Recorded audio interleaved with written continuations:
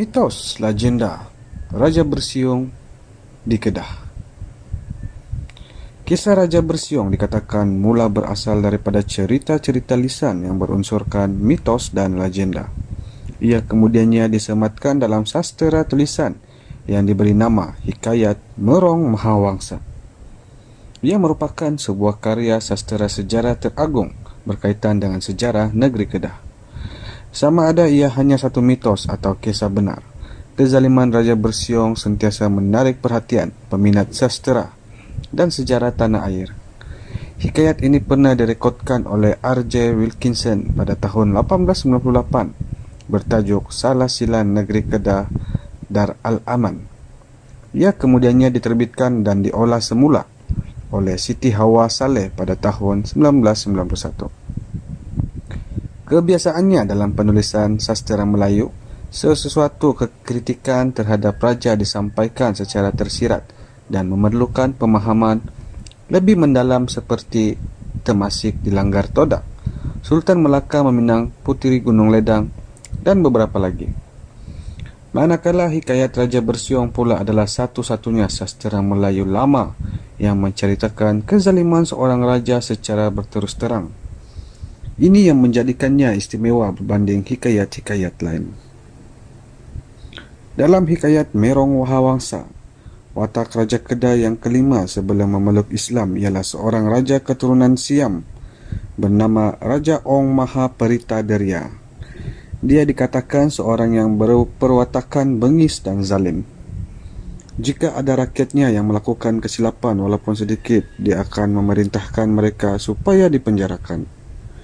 Manakala gelaran Raja Bersiung yang diberikan kepada dalam Hikayat Merong Mahawangsa, mungkin kerana dia gemar memakan bayam yang bercampur darah.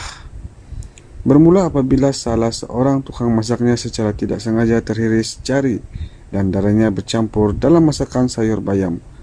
Raja Bersiung makan masakan sayur bayam tersebut dan perasan bahawa ia tidak sama seperti sebelumnya. Dia memerintahkan pengawal untuk memanggil tukang masaknya untuk datang menghadap.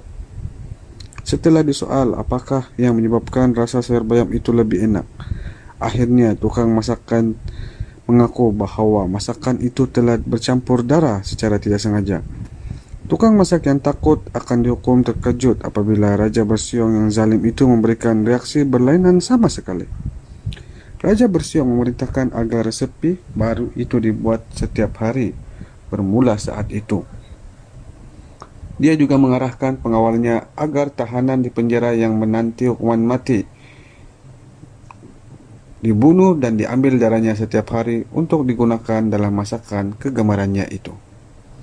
Sejak daripada itu, rakyat negeri Kedah semakin takut kepada Raja Bersiung yang sering dahagakan darah itu, termasuklah para petugas di istananya sendiri.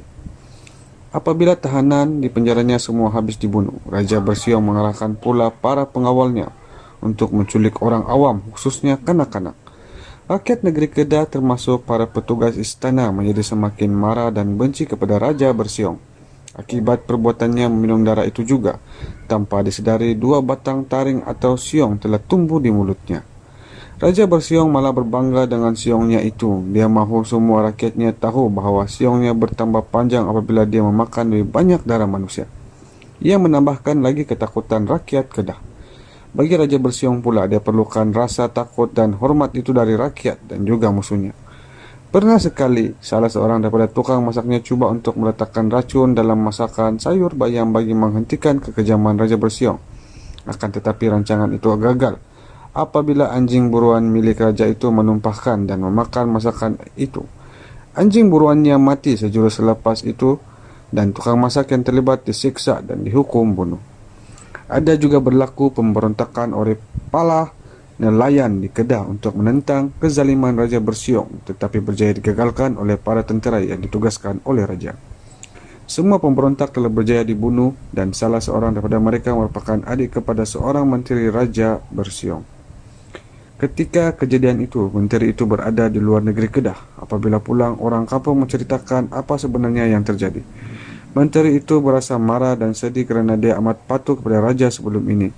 Menteri yang terkenal di kalangan orang-orang istana itu bercadang sudah tiba waktunya untuk mengambil tindakannya sewajarnya terhadap kekejaman yang berlaku.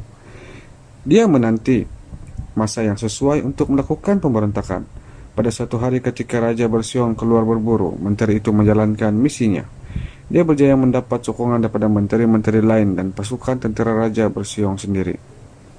Mereka mula menuju ke tempat Raja Bersiong, memburu untuk mengepung Raja Zalim itu. Melihat keadaan itu, tahulah Raja Bersiong bahwa terjadinya pemberontakan.